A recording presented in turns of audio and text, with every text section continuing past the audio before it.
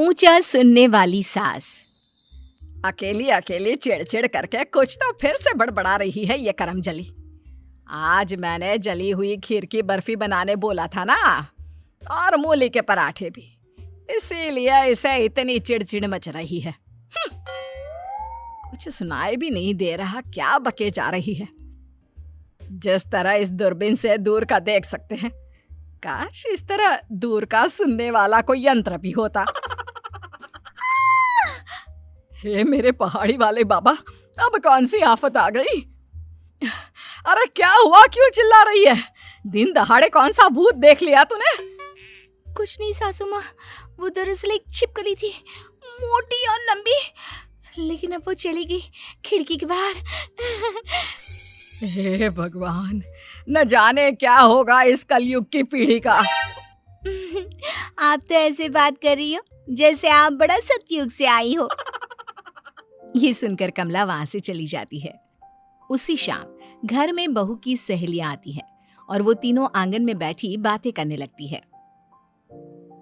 अब सारी सहेलियां इकट्ठा हुई है, जम के चुगलियां करेंगी पीठ पीछे अपनी सास और अपने ससुर और अपने पति की।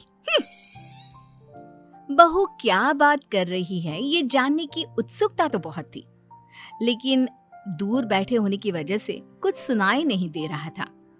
अब कमला देवी उनके चेहरों के हाव भाव देखकर ही बातों का अंदाजा लगाने लगती है। अरे यार सुहानी, तुझे मैं क्या बताऊं, मेरी जब से शादी हुई है ना, मानो बर्बादी हुई है। मेरी सास मुझे एक पल के लिए भी चैन से बैठने नहीं देती। हर वक्त कभी आम पन्ना बनाओ, कभी लहसुन चटनी बनाओ, कभी मटर छिलो तो कभी साड़ी को इस्त्री करो। एक बहू का जीवन ना किसी नौकरानी से कम नहीं है। सच में सास ना दानव होती है, दानव। अरे कल तो हद ही हो गई, खामखा बेफिजुल में एक्स्ट्रा 15 लोगों का खाना बनवाया और सारा घर साफ करवाया। मुझे तो इस उम्र में ही बूढ़ी करके दम लेगी मेरी सास। मेरी कमर और मेरे पैर अब से ही जवाब देने लग गए हैं। तेरी सास कैसी है सुहानी? अब मैं क्या बताऊं मेरी सास के बारे में, वो तो मानो दुनिया की सबसे बेस्ट सास है। दोनों सहेलियां ये बात सुनकर चौंक जाती है। देखो देखो, मेरी इज्जत की धज्जियां उड़ा रही है पक्का, इसीलिए इसकी सहेलियां भी इतनी आश्चर्यचकित हो रही हैं। हे मेरे पहाड़ी वाले बाबा, मेरी बहू ऐसी क्यों है? सहेलियां घूर घूर कर कमला को देखती है, जिससे कमला के मन में और भी शक का बीज उगने लगता है। सुहानी बहू, जरा अपनी टमाटर जैसी शक्ल लेकर मेरे सामने तो आना। जी बोलिए सासू माँ।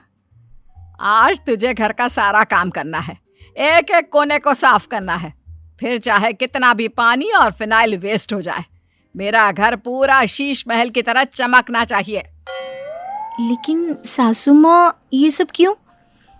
दिवाली को तो अभी बहुत लंबा टाइम है आने में। अरे बेल बुद्धि, तेरी अम्मा आ रही है, यानी कि समधन जी, इसलिए खातिरदारी तो करेंगे ही ना उनकी। शादी के बाद पहली बार आएगी तेरी माँ, तो तू बढ़िया सा खाना वाना भी बना लेना, और हाँ, बाहर का आंगन भी साफ कर देना। लेकिन सासू माँ, बाहर आंगन में तो कितनी धूप आती है, मैं बीमार पड़ सकती हूँ। छी छी छी छी, कैसी बेटी है, अपनी माँ के लिए इतना भी नहीं कर सकती? तू नहीं चाहती कि तेरी माँ को ग्रैंड वेलकम मिले हैं? चाहती तो हूँ, ठीक है कर दूंगी। सुहानी तपती धूप में आंगन साफ करती है, पूरे घर की साफ सफाई भी करती है और ढेर सारा खाना भी पकाती है। वहीं मन ही मन बेहद खुश होती हुई कमला फूट फूट कर हंसती है और कहती है, और कर बुराइया, बुरी सोच वाली बहू, तेरा मुंह काला। इससे क्या लगा, क्या मैं कोई ऐरी गहरी नत्थू गहरी सास हूं? हाँ। जब सुहानी की माँ राधा आती है, तभी खान पान होने के बाद सुहानी और राधा अकेले में गप्पे लड़ाने लगते हैं। वहां फिर से कमला पहुंच जाती है चुपके से बातें सुनने के लिए। और बता बिटिया रानी, कैसी चल रही है तेरी जिंदगी? ससुराल में मन तो लगता है ना तेरा?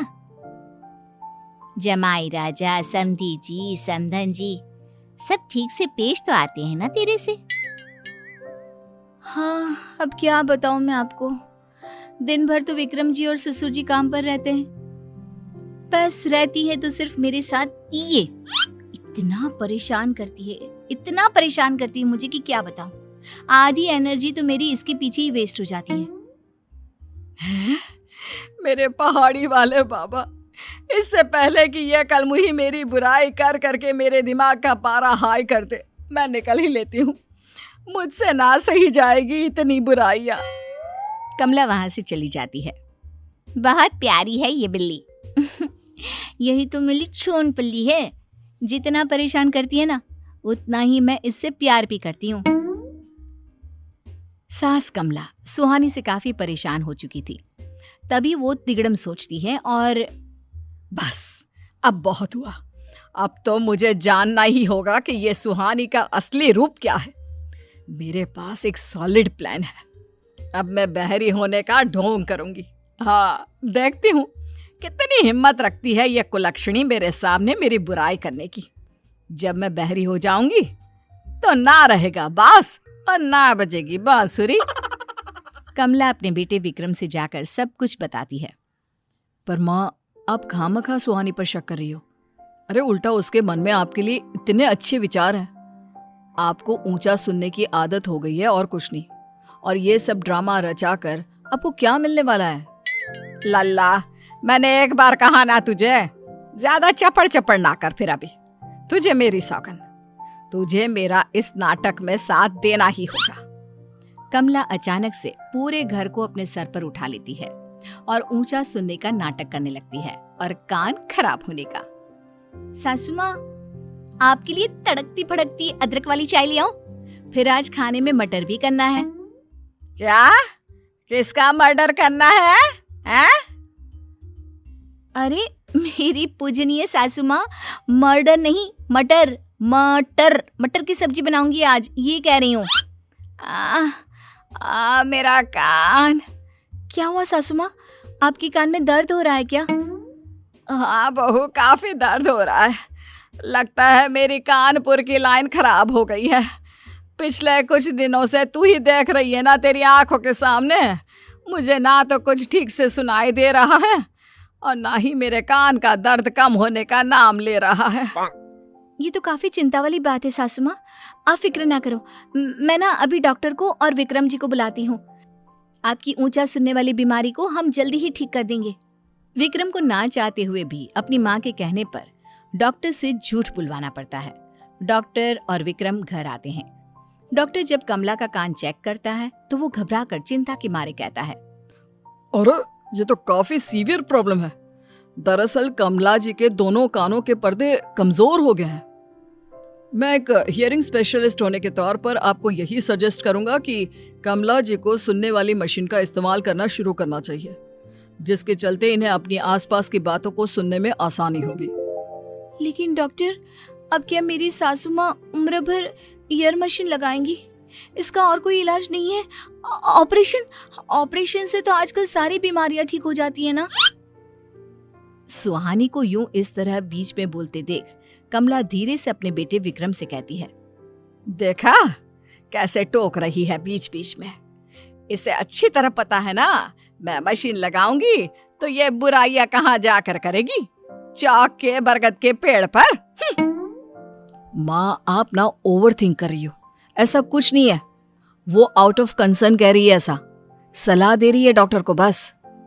जी नहीं, इस उम्र में इतना सेंसिटिव ऑपरेशन करना काफी रिस्क का काम है, इसलिए हम ये ऑपरेशन अलाउ नहीं करते बच्चे और बूढ़ों को। ठीक है, जैसा आपको सही लगे वैसा ही कीजिए, बस मेरी सासू माँ को कोई प्रॉब्लम ना हो।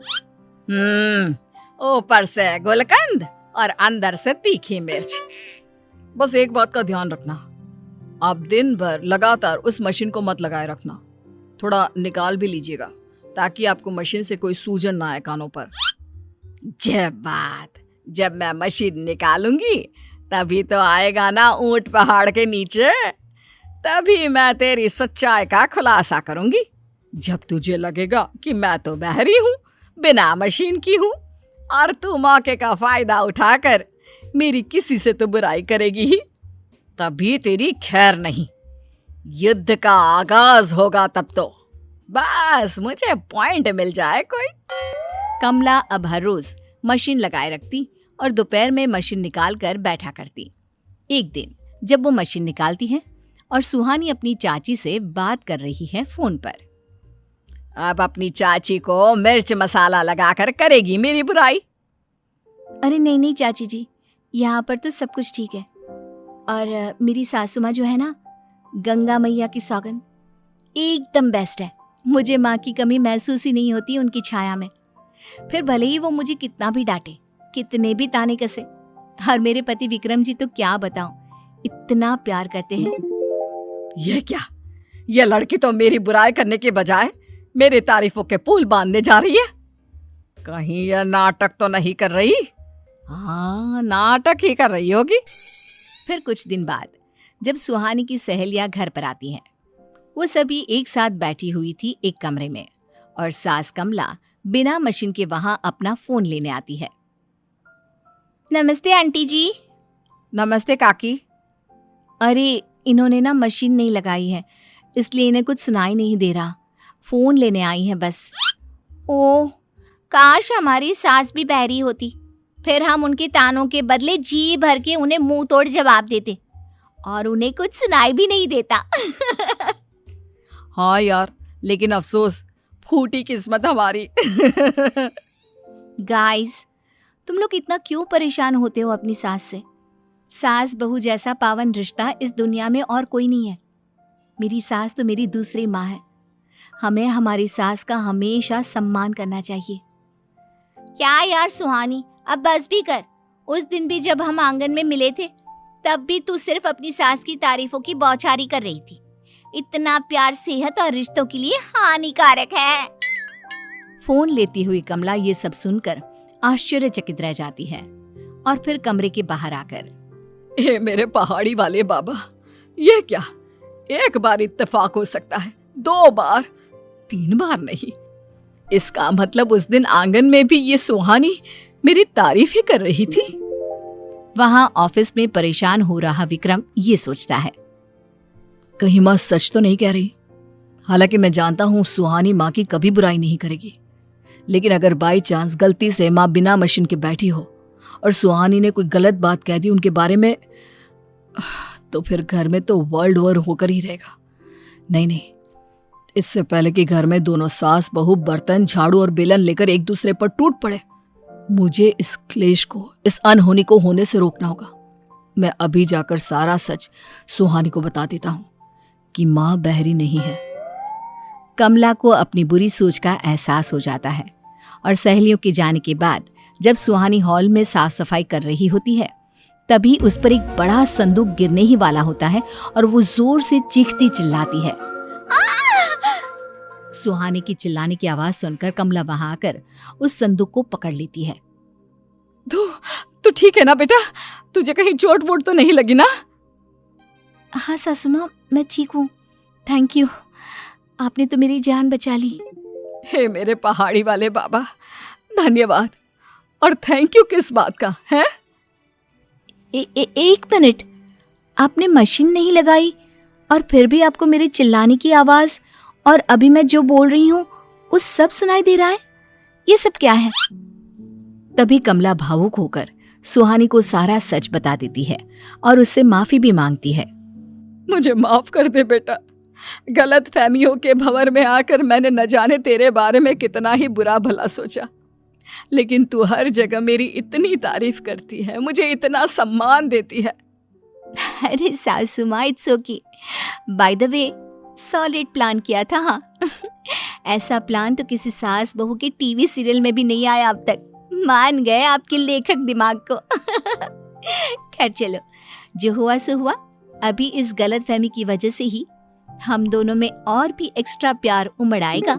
तभी वहां विक्रम आता है और देखता है कि दोनों सास बहू एक दूसरे को घूर कर गुस्से से देख रही हैं।